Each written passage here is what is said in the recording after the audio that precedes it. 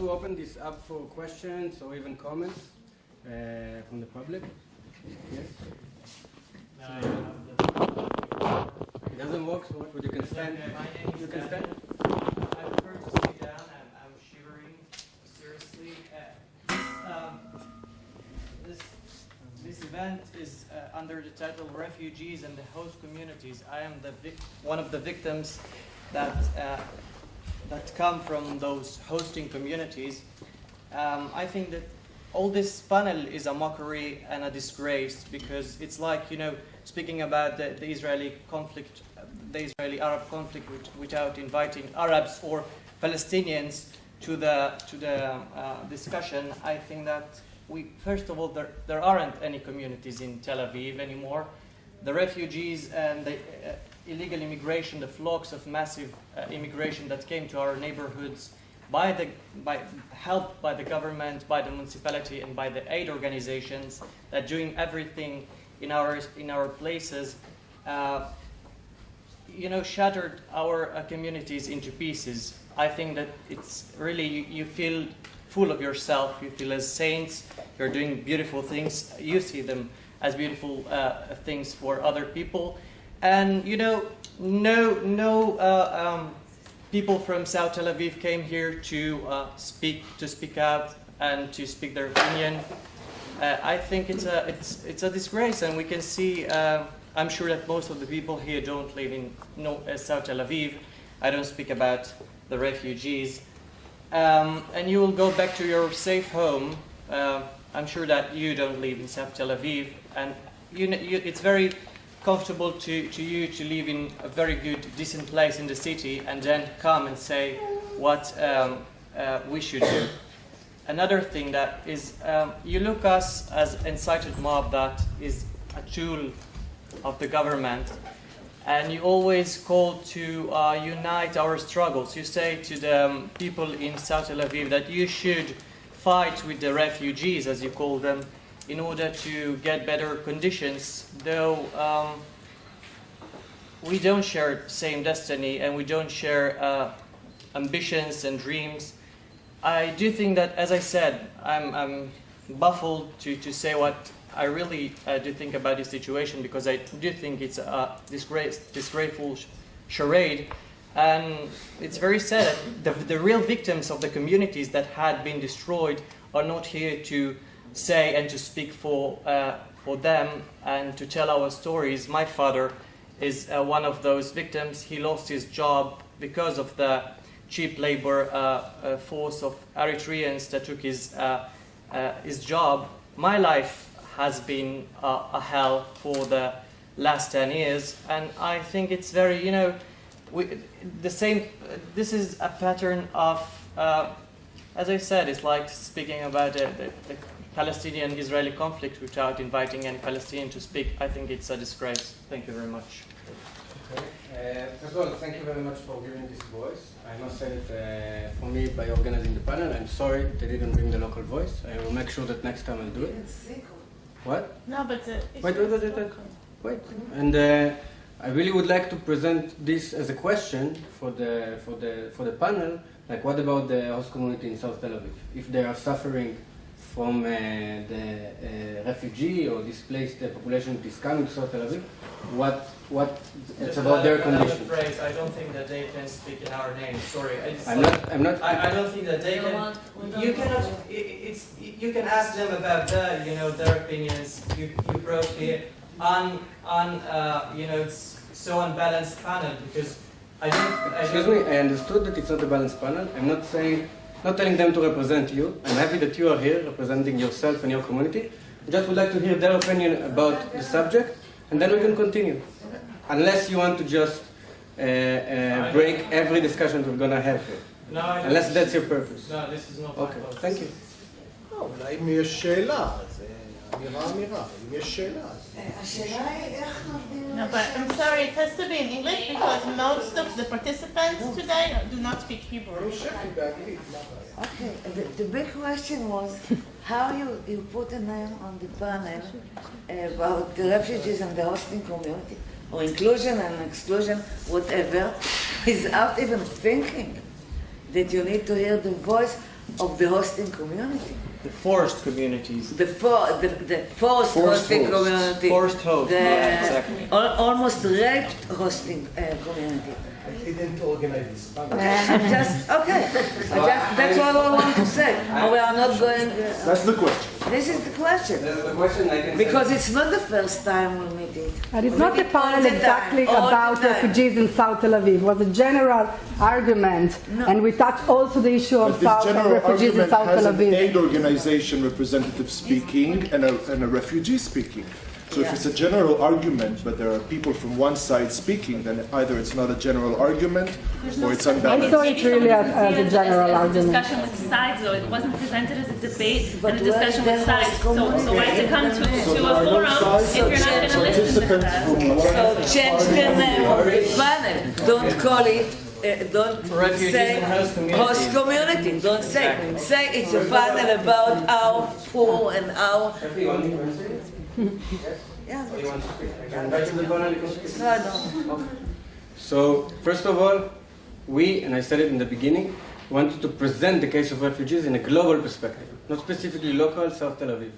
This is why in the magazine we bring different cases from the world. We have only 2 articles out of 8, 9 even, discussing South Tel Aviv. And here we have host communities from different places in the world. We have here Rwandans that also need to face refugees in their countries. We have Ugandans. We have Israelis in general, not only in South Tel Aviv. Okay? So we give here a different and general perspective about the subject, and that was the goal of the panel. If you would like to have, we can organize another event focusing on South Tel Aviv, and I'll invite you personally, Shefi, to speak. Now we can continue with the discussion? Great, thank you very much. There is another question? Yes. Yes? Good afternoon, my name is Francisco. I'm part of the hosting community from Kenya.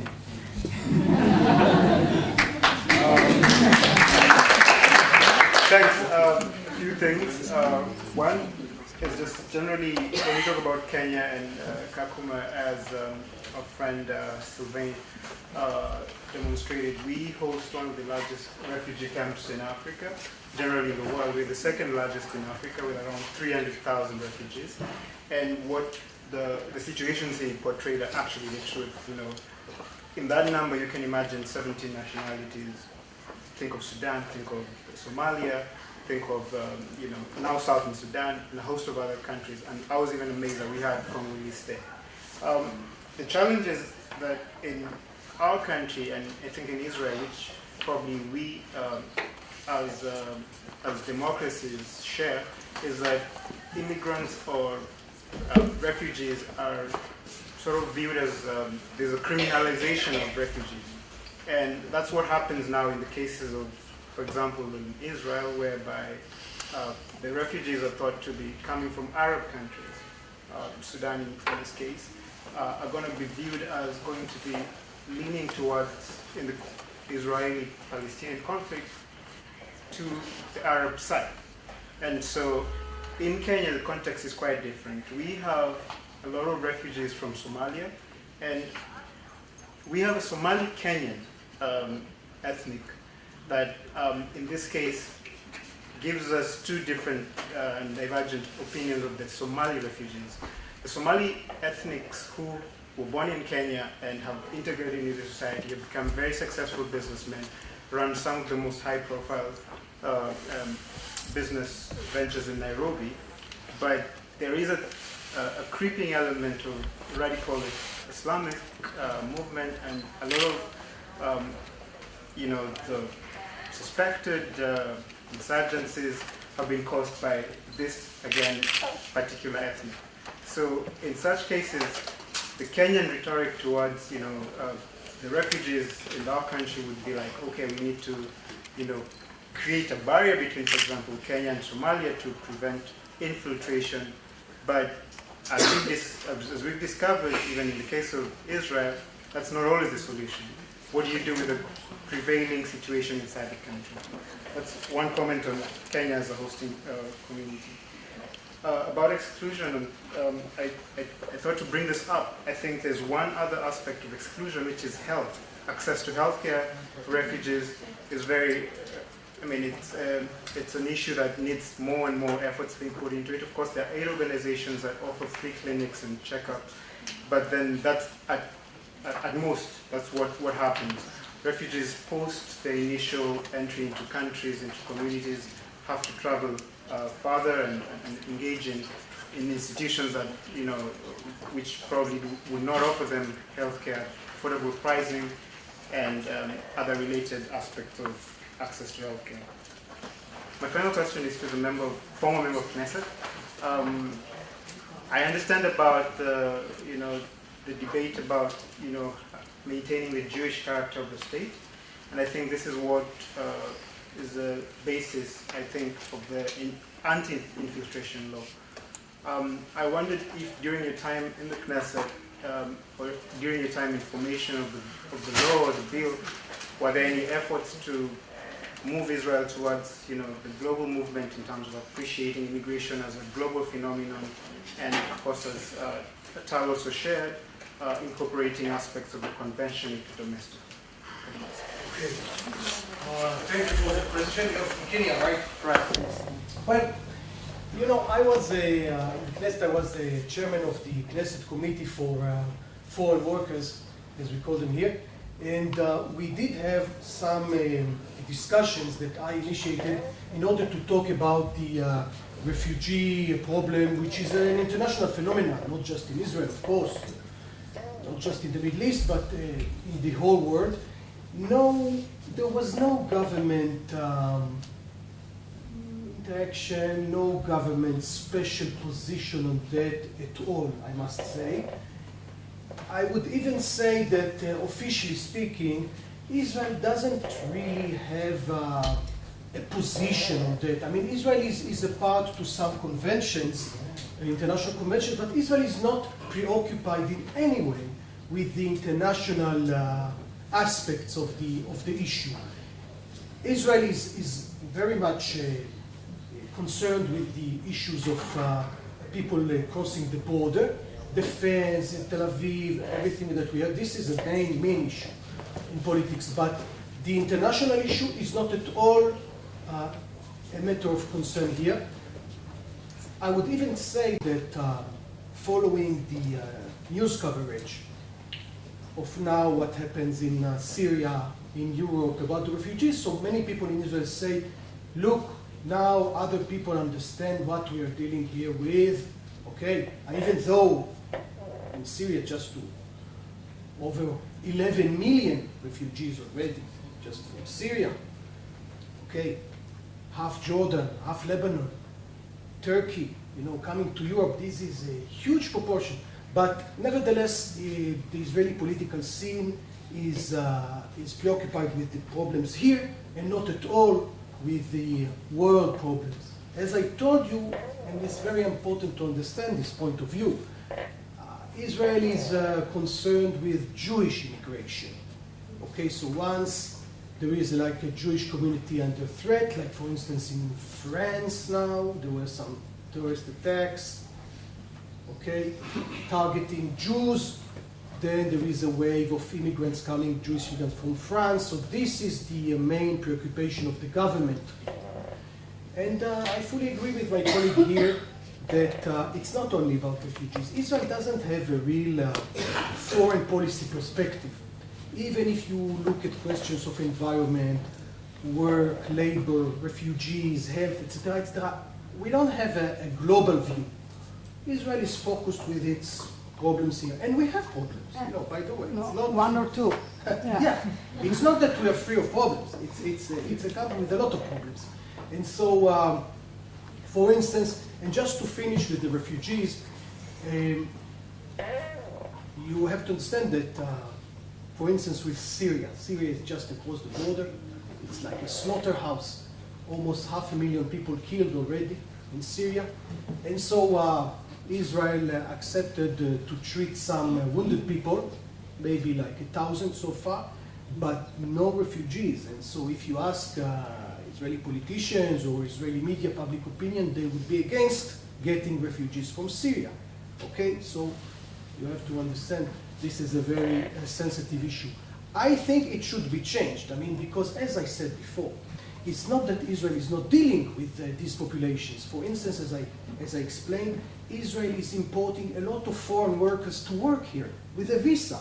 Most of the, let's say, foreign non-Israeli residents here in Israel, they came legally through the Ben Gurion airport with a visa in their passport, not through the Egyptian border.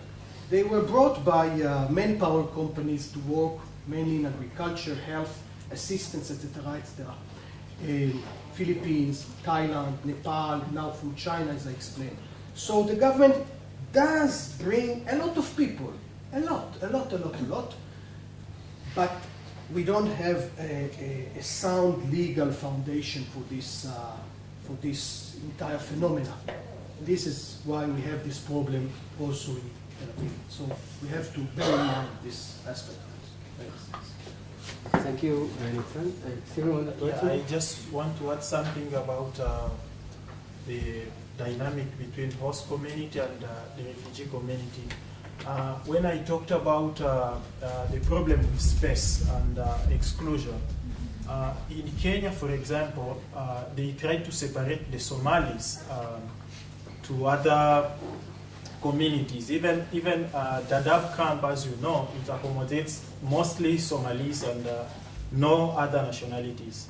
And because of the ideology of the government, like he said, because of the belonging of Somalis, some of them to Islamic ideology, they are kind of isolated already and viewed in a negative way. Dadaab camp to some extent has lack of infrastructure, health is problematic, and let's say like the government doesn't really control the area. It's very, very congested. And thinking of isolating them was not really a solution. It became again a burden because as it is congested, terrorists from Somalia, the Al-Shabaab, actually got their way into Dadaab and they could be really confused with the Somalis. And these are the people who operate in Kenya and they have become again a big, big threat to the Kenyan government. So again, I would say policies actually can help a lot in terms of putting into place like good infrastructure, control like the basic services. It will help a lot in terms of what even my friend is complaining about, like even South Tel Aviv. I'm not from there, but I've passed by, I've worked with some refugees there. Issues of accommodation being problematic, like in an area where you have like a small house, like 10 people, when they come out, it's really balagan, and I guess you can see like the mess. In order to try to bring solution, I think it has become more problematic. Thank you. Others? Yes, you. I want to ask something about immigration. I work with a group of young people, refugee people. Can you raise your voice? Can you raise your voice, please? I work with a group of young refugees. They are now a volunteer in the Israeli society, not with their community, but with the Israeli society. And they are a bit confused about the meaning of the integration with the Israeli society, because they know that there is immigrants, people that come to Israel or to Europe, that are not in a temporary condition, status. But they are in a temporary status, and they say, okay, maybe we will be here for the next 10 years, and maybe next month we won't be here. How can you integrate when you're not, when you are in a temporary status? This is a question I like you to answer.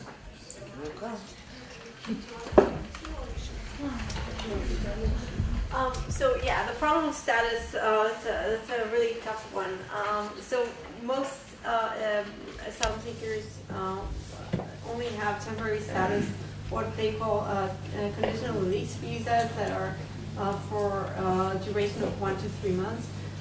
That basically leaves them in sort of a legal limbo. Those permits specify on them that they are not work permits, so their holders are not allowed to work, but the government overlooks the fact that these people actually work and doesn't sanction the employers for employing them. At the same time, the people that have those visas are constantly in the process of renewing them and have no shot at actually reaching stability. We ran asylum and immigration rights clinic in my law school, we have quite often amazing clients. Some of them are really educated and could be very, contributing members in the society. Even the person cleaning my floor in my office has a master's degree in statistics in this country, and there he is cleaning my floor. They come to us and ask us questions like, should I bother learning Hebrew? Would that be helpful? Like, I don't know how long I'm going to be here. Maybe I shouldn't bother because what will I do with it if I'm deported to Uganda or Rwanda tomorrow? So I agree with you that one of the core issues that need to be resolved is the fact that people should be given a more permanent status. That's also the direction which most of the Western world has gone through a process of naturalization of refugees. Unfortunately, I think it's really very far from where we are. That has to come with, the realization that some refugees are here to stay, and I think the Israeli society is really not there yet. Thank you. Apologize. Yom Shishi. Thank you very much, Nitzan.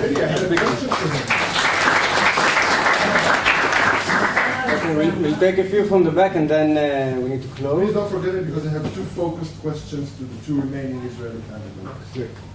Yes?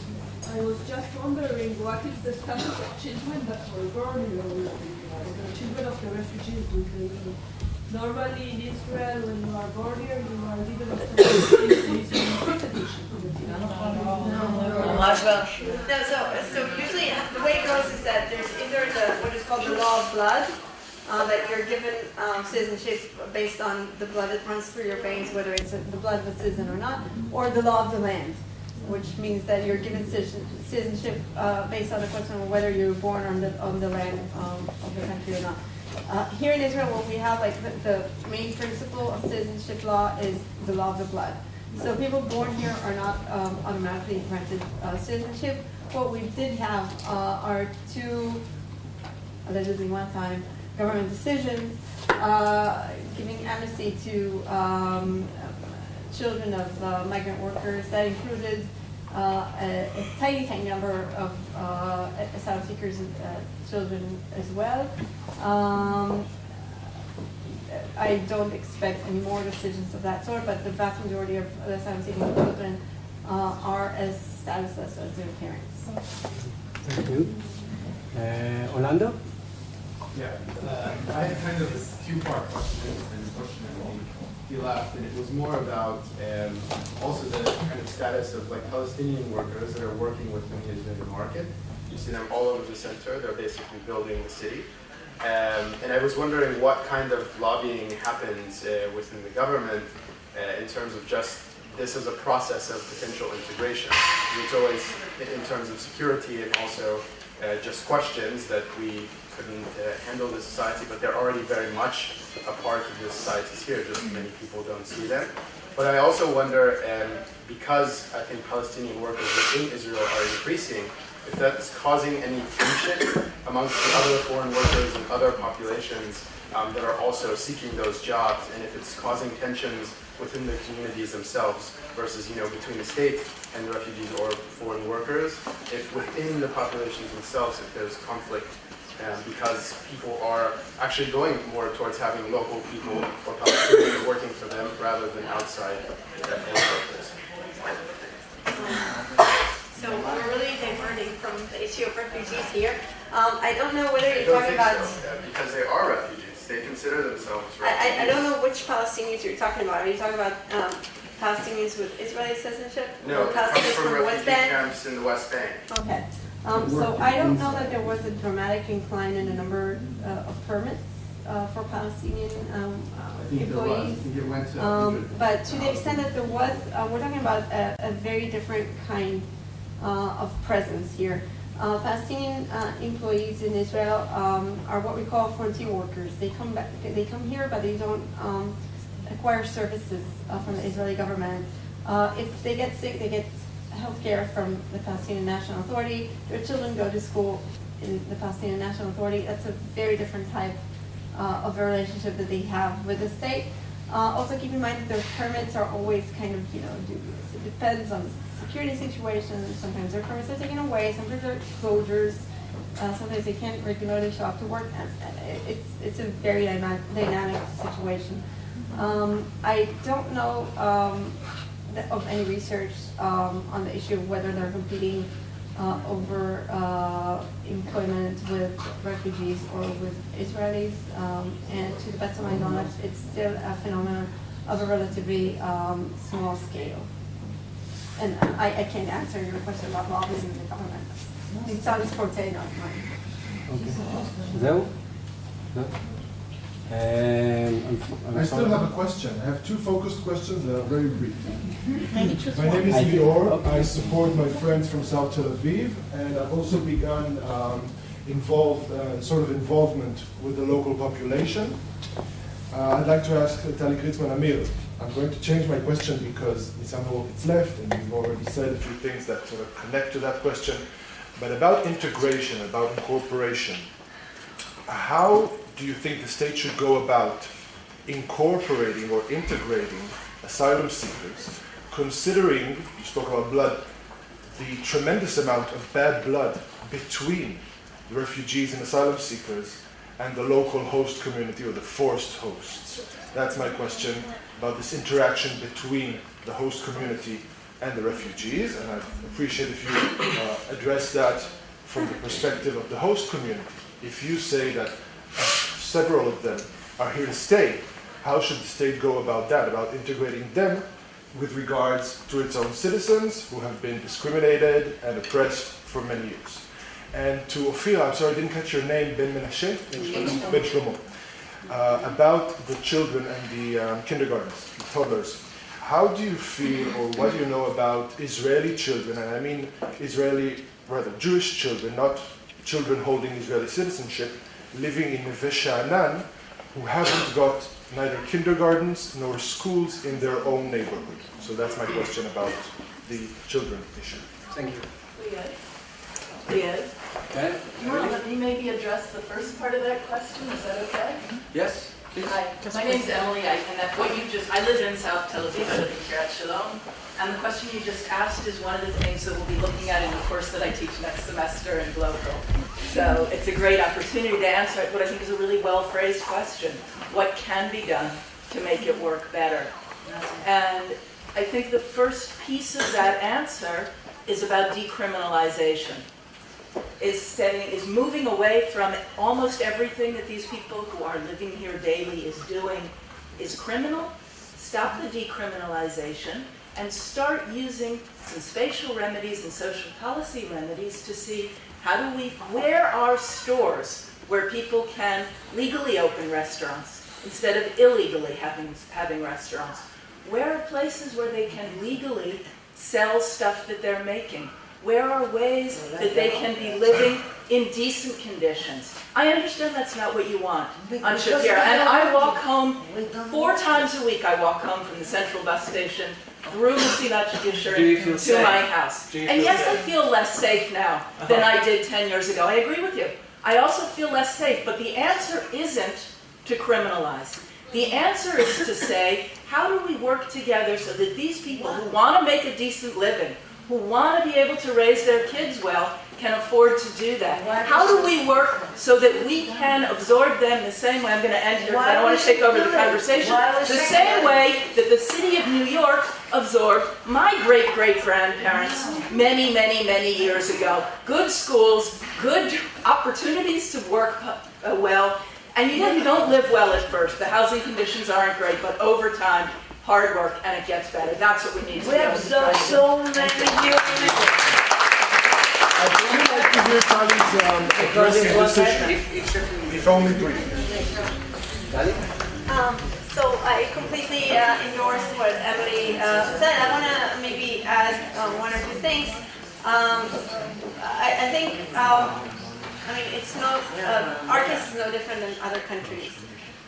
In many countries, some parts of the local population wasn't exactly happy about absorbing refugees and asylum seekers.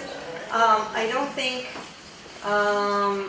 we are in any way different than that, and I'm not sure that the happiness of the local population should be determining the policy. We're not happy about many things going on here. I do have to say quite often people say we don't feel safe, you don't know because you come from the south. It's true that I don't live in your part of the town. I do conduct research there.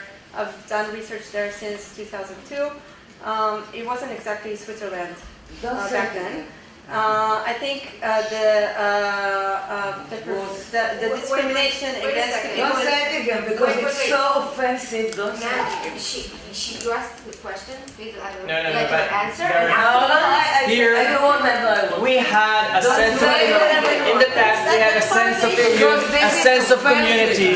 We had a sense of, we had joy of life. And don't say that it was, if it was a poor or a neglected area, you can do everything you want in it. It doesn't go like that. This is what you're doing. This is what you're the doing. people who were living here, who were born here, were not here. Just a reminder, you don't want to do anything.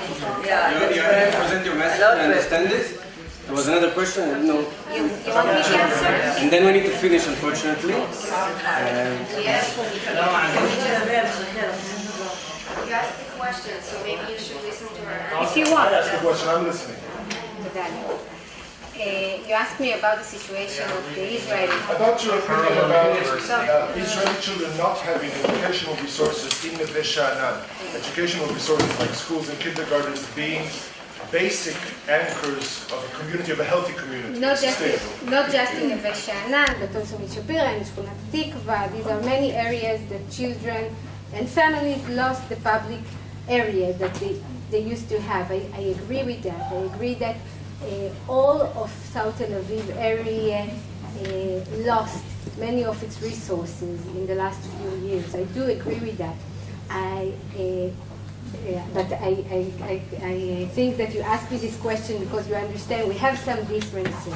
What I see as the situation of the foreigner child, the child without Israeli status, is much worse than the situation of a child with the Israeli status that have the resources of his family, of the welfare, not so much, but does have the social security system, the welfare system, the health system. They do have that, and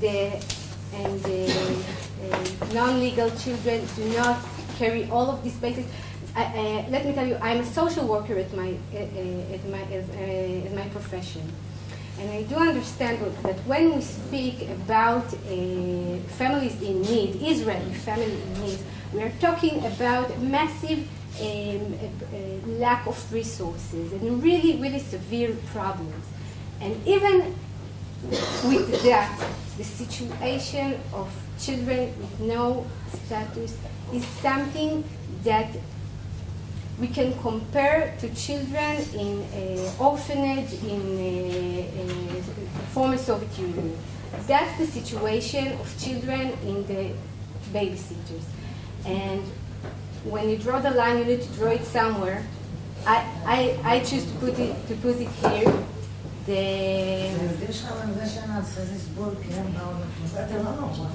I choose to put it here. If the what's her name? Emily. What's her name? Emily Silverman. Emily Silver. If I relate to what she said, I think that all children of South Tel Aviv should have better life. But of course, this is something that not me or you, Leo, can decide. I'm sorry, we need to end. I feel that we managed to connect between different stories of refugees from across the world. And I think it's good. We can learn from best practices from across the world. The story of refugees is not only in South Tel Aviv. It's a global phenomenon, and we should face it as a global phenomenon. I want to thank the speakers. I want to thank the global staff. I want to thank Tamara Tzofe, which did the design, the dear Tamara Tzofe. And also you guests for being here. Thank you very, very much. You're welcome to speak with each other about the issues that